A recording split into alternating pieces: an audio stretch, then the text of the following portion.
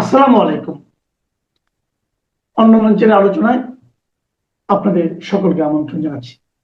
আজ আমাদের সঙ্গে আমন্ত্রিত অতিথি হিসেবে আছেন আজ 7 এপ্রিল 2026 ভারত ও বাংলাদেশ সম্পর্কের ক্ষেত্রে একটি অত্যন্ত গুরুত্বপূর্ণ দিন। ঢাকা ও দিল্লির মধ্যে দীর্ঘদিনের জমে থাকা বরফ গলতে শুরু করার স্পষ্ট ইঙ্গিত পাওয়া যাচ্ছে বেশ কিছুদিন ধরেই। যদিও বাংলাদেশ সরকারের তরফ থেকে গৃহীত কিছু সিদ্ধান্ত নতুন করে বরফ জমার পরিস্থিতিও তৈরি করছে, গলা নয়। এখন বরফ গলবে না আরও জমাট বাঁধবে তার একটা পরীক্ষা আজ হবে দিল্লিতে। যে প্রসঙ্গে হবে এই পরীক্ষা সেটা হলো পররাষ্ট্রমন্ত্রী ডক্টর খলিলুর রহমানের হাই ভোল্টেজ দিল্লি সফর ঘিরে। বাংলাদেশের নতুন পররাষ্ট্রমন্ত্রী ডক্টর খলিলুর রহমান আজই তার প্রথম দ্বিপাক্ষিক সফরে দিল্লিতে পৌঁছাচ্ছেন। গত ফেব্রুয়ারির নির্বাচনে বিএনপি নেতৃত্বাধীন সরকার ক্ষমতায় আসার পর এটি কোনো শীর্ষ পর্যায়ের বাংলাদেশি নেতার প্রথম ভারত সফর। বৈঠকের সূচি ভারতের পররাষ্ট্রমন্ত্রী এস জয়শঙ্কর, জাতীয় নিরাপত্তা উপদেষ্টা অজিত ডোভাল এবং পেট্রোলিয়াম মন্ত্রী হরদীপ সিং পুরীর সঙ্গে আলাদা আলাদাভাবে গুরুত্বপূর্ণ বৈঠক হবে।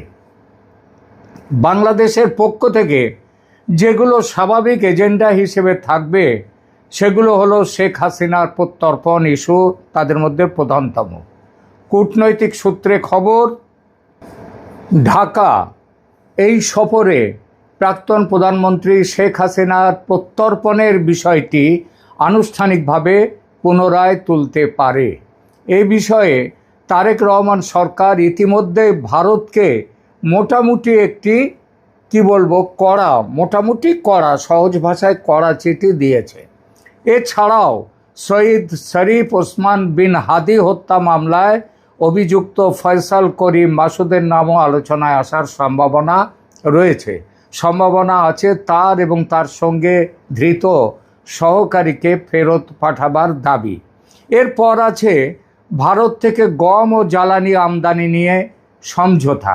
মধ্যপ্রাচ্যের চলমান যুদ্ধের কারণে বিশ্ববাজারে গমের সংকট দেখা দেওয়ায় ভারত তাদের রপ্তানি নিষেধাজ্ঞা শিথিল করে বাংলাদেশে বড় ধরনের গম সরবরাহের সবুজ সংকেত দিতে পারে এবং সেই ব্যাপারে কথা বলতে খলিলুর রহমান আসছেন।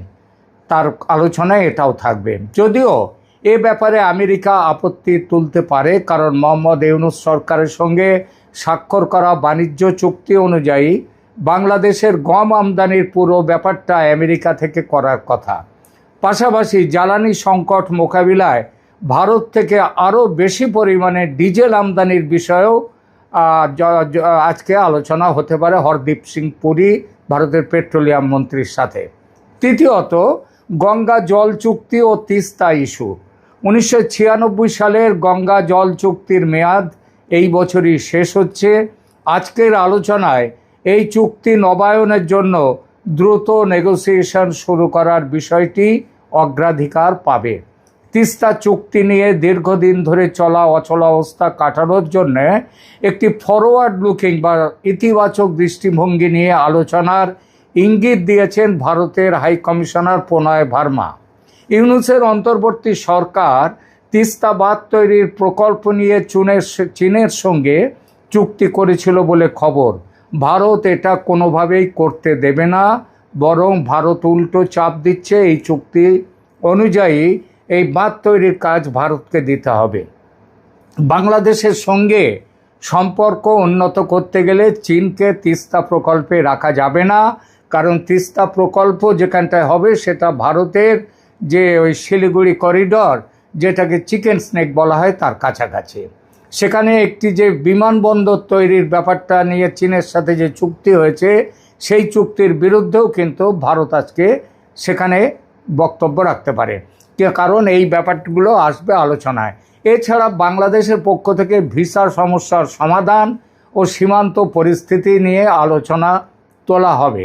অন্তর্বর্তী সরকারের সময় ভারতীয় ভিসা দেওয়ার ক্ষেত্রে যে কঠোরতা দেখা গিয়েছিল তা স্বাভাবিক করার দাবি জানাবে ঢাকা। এছাড়া সীমান্তে জিরো ক্যাজুয়ালিটি বা যাতে কোনো প্রাণহানি না হয় সেইটা দুই দেশের নতুন কোনো সমন্বিত একটা কোঅর্ডিনেটেড সীমান্ত ব্যবস্থাপনার প্রোটোকল নিয়েও আজকে কথা হতে পারে। সংক্ষেপে পরিস্থিতি হলো, গত 1.5 বছরের টানাপোড়েন কাটিয়ে বাংলাদেশ ফার্স্ট নীতিতে দিল্লির সঙ্গে একটি উইন উইন বা পারস্পরিক লাভজনক সম্পর্কের নতুন সমীকরণ তৈরি করতে চাইছে বর্তমান তারেক রহমান সরকার। এটি একটি বিশাল ভূ রাজনৈতিক পরিবর্তনের ইঙ্গিত। আজকের এই সফরের ফলাফলের ওপর নির্ভর করছে আগামী কয়েক বছর দক্ষিণ এশিয়ার রাজনীতির গতিপথ কোন দিকে মোড় নেবে। এসব দাবিগুলো মূলত উঠবে বাংলাদেশের পক্ষ থেকে, কিন্তু এর বাইরে ভারতের কিছু বিশেষ দাবি আছে বাংলাদেশের কাছে। কারণ কূটনীতিতে কোনো পক্ষই শুধু দাবি নিয়ে আসে না, বরং গিভ অ্যান্ড টেক বা দেয়া নেওয়ার মাধ্যমেই সমীকরণ মেলানো হয়। 7 এপ্রিল 2026 এই হাই ভোল্টেজ বৈঠকে ভারত যে বিষয়গুলোতে ঢাকাকে কড়া চাপে রাখবে বা জোরালো দাবি জানাবে সেগুলো মোটামুটি এরকম রাজনৈতিক অন্তর্ভুক্তিকরণ ও আওয়ামী লীগের ভবিষ্যৎ। এ বিষয়ে নয়াদিল্লি মনে করে বাংলাদেশে দীর্ঘমেয়াদী স্থিতিশীলতার জন্য একটি ভারসাম্যপূর্ণ রাজনৈতিক পরিবেশ প্রয়োজন। ভারত স্পষ্টভাবেই চাইবে যে আওয়ামী লীগের ওপর কোনো ধরনের আনুষ্ঠানিক নিষেধাজ্ঞা যেন বজায় না থাকে এবং দলটিকে রাজনৈতিকভাবে কাজ করার সুযোগ যেন দেওয়া হয়। দিল্লির যুক্তি, একটি বৃহৎ রাজনৈতিক শক্তিকে বাইরে রেখে অন্তর্ভুক্তিমূলক গণতন্ত্র সম্ভব নয়। যদি আওয়ামী লীগকে নির্বাচন বা রাজনীতির বাইরে রাখা হয় তবে ভারত এটিকে একদলীয় শাসন বা বিএনপির ক্ষেত্রে বিএনপি শাসন হিসেবে চিত্রিত করতে পারে, যা আন্তর্জাতিক মহলে ঢাকার ভাবমূর্তিতে প্রভাব ফেলবে। এরপর আছে আন্তর্জাতিক অপরাধ ট্রাইব্যুনাল নিয়ে ভারতের আপত্তি। শেখ হাসিনার আমলের মন্ত্রী আমলাদের এবং শেখ হাসিনারও যে বিচার বর্তমান ট্রাইব্যুনালে চলছে তা নিয়ে ভারতের রীতিমতো আপত্তি রয়েছে। ভারত ইতিপূর্বে ধারাবাহিকভাবে বলেছে যে শেখ হাসিনার বিচার কোনো অপরাধিক মামলার বিচার নয়, এই বিচার একান্ত রাজনৈতিক এবং ট্রাইব্যুনাল গঠনের ব্যাপারটি আন্তর্জাতিক ট্রাইব্যুনাল গঠন সংক্রান্ত আইনি পদ্ধতির সম্পূর্ণ বিরোধী। ঢাকার আইসিটির বিচার অস্বচ্ছ, তাই গ্রহণযোগ্য নয়। ভারত চাইবে এই বিচার প্রক্রিয়া যেন স্বচ্ছ হয় এবং এটিকে রাজনৈতিক প্রতিহিংসার হাতিয়ার হিসেবে ব্যবহার যেন না করা হয়। বিশেষ করে শেখ হাসিনাকে এই ট্রাইব্যুনালের মাধ্যমে দণ্ডিত করার যে কোনো প্রচেষ্টাকে ভারত তার দীর্ঘমেয়াদী মিত্রের অবমাননা হিসেবে দেখে এবং তাকে ফেরত দেবে না। সুতরাং দুদেশের মধ্যে স্বাক্ষরিত বন্দি বিনিময় চুক্তি এই ক্ষেত্রে মানবে না ভারত, সেটা পরিষ্কার বুঝিয়ে দেবে। তৃতীয়ত, ট্রানজিট ও কানেক্টিভিটি সংক্রান্ত বন্ধ প্রকল্পগুলো পুনরায় চালু করা, এটি অত্যন্ত গুরুত্বপূর্ণ।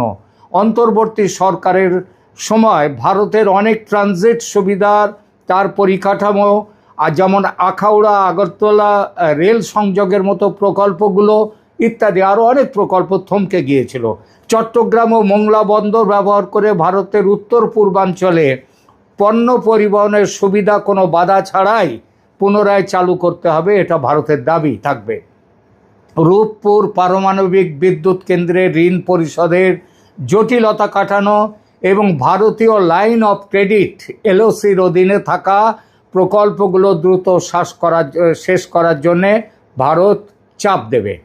এরপরে নিরাপত্তা ও অ্যান্টি ইন্ডিয়া সেন্টিমেন্ট দমন করার ব্যাপারেও বাংলাদেশ সরকারকে চাপ দেবে ভারত। সম্প্রতি দেখা গেছে আবার অ্যান্টি ইন্ডিয়া সেন্টিমেন্ট ওখানে দাঁড়া বেঁধে উঠছে এবং মৌলবাদী শক্তিরা তারা পায়ের তলায় আবার জমি খুঁজে পাচ্ছে। বিএনপি সরকারের সময় ভারতের প্রধান উদ্বেগ থাকে উত্তর পূর্ব ভারতের বিচ্ছিন্নতাবাদী গোষ্ঠীগুলোর নিরাপদ আশ্রয় নিয়ে। সেই চট্টগ্রামের অস্ত্র পাচার, 10 ট্রাক অস্ত্র পাচারের ঘটনা, সেটাও কিন্তু বিএনপি জামাতের আমল হয়েছিল। এবার জামাত নেই, কিন্তু বিএনপির সাথে জামাতের একটা ভেতরের আলোচনা কিন্তু চলছে নানাভাবে, সে খবর আছে ভারতের কাছে।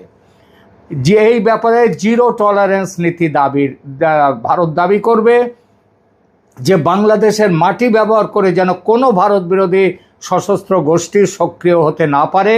যদি সেটা সক্রিয় হয়, ভারত কিন্তু জিরো টলারেন্স নীতি এখানে চালু করবে। এরপরে আছে সংখ্যালঘু সুরক্ষা। গত 1.5 বছরে বাংলাদেশে হিন্দু সহ সংখ্যালঘুদের ওপর কথিত সংখ্যালঘুদের ওপর যে হামলার ঘটনায় ভারত প্রথম থেকেই সোচ্চার, সেগুলোকে পাশ কাটিয়ে মানে মোহাম্মদ ইউনূসের সরকার বারবার বলে গেছে এটা রাজনৈতিক কাণ্ড, এর পেছনে ধর্মীয় ব্যাপার নয়। ভারত সেটা মানেনি। কারণ ওখানে যদি হিন্দুদের ওপর অত্যাচার শুরু হয়, তাহলে 1.5 থেকে 2 কোটির মতো হিন্দু তারা ভারতবর্ষে আবার ভারতে চলে আসতে পারে, যেটা এর আগে যে কোনো গোলমালের সময় হিন্দুরা দলে দলে ভারতে এসছে। সেরকম ঘটনা হতে পারে। ভারত চায় না যে আবার এটা ঘটুক। সুতরাং এই বৈঠকে এটি হবে দিল্লির অন্যতম বড় লিভারেজ বা চাপের জায়গা। এরপরে চীনের ক্রমবর্ধমান প্রভাব রোধ। ভারত চাইবে বাংলাদেশে যেন প্রতিরক্ষা এবং অবকাঠামো খাতে, যেমন তিস্তা প্রকল্প বা সাবমেরিন বেস বা বিমানবন্দরের আধুনিকীকরণ ইত্যাদি, চীনের ওপর অতিরিক্ত নির্ভরশীল যেন বাংলাদেশ না হয়। ডিফেন্স ডিল, সেটা নিয়েও ভারতের বক্তব্য আছে। সম্প্রতি বাংলাদেশে চীনের F-17 ফাইটার জেট কেনার যে গুঞ্জন উঠেছে পাকিস্তানের মাধ্যমে, তা নিয়ে দিল্লি নিশ্চিতভাবেই তাদের উদ্বেগের কথা জানাবে। ভূ রাজনৈতিক সারসংক্ষেপে একটাই কথা, তাহলে এই আজকের বৈঠকে খলিলুর রহমান এবং ভারতীয় মন্ত্রীদের যে তাদের NS-এর যে বৈঠক, সেখানে বলা যায় সারসংক্ষেপে যে এটি একটি জটিল দাবার চাল। ক্যালকাটা ডায়ালগসের বিশ্লেষণী ভাষায় আমি বলবো, ভারত এখন আর শুধু দাতা নয়, বরং একজন কঠোর দর কষাকষি করা মানুষ, দর কষাকষি করা দেশ। যেমন দেবে এক হাতে, আর এক হাতে নেবে। গিভ অ্যান্ড টেক, দেয়া নেয়ার এই রাজনীতি হচ্ছে এখন ভারতের কাছে ভারতের দাবি। এবং সেইখানটায় এখন এই জন্যেই ভারত যা কিছু করবার, আজকের বৈঠকে ডক্টর খলিলুর রহমানকে একদিকে যেমন ভারতের থেকে গম জ্বালানি নিশ্চিত করতে হবে, অন্যদিকে দিল্লির এই কঠিন দাবিগুলো সামাল দেওয়ার জন্যে একটি মিডল গ্রাউন্ড বা মাঝপথ খুঁজে বের করতে হবে। এবং তারেক রহমানের সাথে গতকাল দেখা করেছেন ভারতের ঢাকাস্থিত রাষ্ট্রদূত। তিনিও কিন্তু পরিষ্কারভাবে এগুলো বলে এসেছেন আগে থেকে, যাতে এই বিষয়গুলো নিয়ে ভারতের সাথে আলোচনা আজকে সফল হতে পারে। তার জন্যে দিল্লির সাউথ ব্লকে তাই আজ স্রেফ চা চক্র নয়, বরং কঠিন এক মনস্তাত্ত্বিক যুদ্ধ চলবে। আপনার প্রিয় দর্শক, আপনার কি মনে হয়, বর্তমান বিএনপি সরকারকে দিল্লির রাজনৈতিক এই দাবিগুলো মেনে নেবে, নাকি তারা আওয়ামী লীগের বিরোধিতার নাম করে আওয়ামী লীগকে অপান্তেয় করে রাখার এই প্রচেষ্টা চালিয়ে যাবে? শেখ হাসিনাকে দেশে ফিরতে না দেওয়ার ব্যাপারে চালিয়ে যাবে, তাদের যেভাবে জামাতের সাথে এনসিপির সাথে আঁতাত করে এই যে অধ্যাদেশগুলোকে নিয়ে আসা হচ্ছে সংসদে, সেইটা যাতে না হয় তার জন্যে ভারতও কিন্তু এবার ভালোভাবেই লাগবে। এটা বাংলাদেশের মাথায় ভারত আজকে ভালো করে গতকালই দিয়ে এসছেন ভারতের রাষ্ট্রদূত। আজকেও ডক্টর খলিলুর রহমানকে ভালোভাবে বুঝিয়ে দেওয়া হবে পুরো ব্যাপারগুলো। এখনকার মতো এখানেই রাখছি। কেমন লাগলো আমাদের প্রতিবেদন? ভালো লাগলে আপনার মতামত কমেন্ট করে জানান।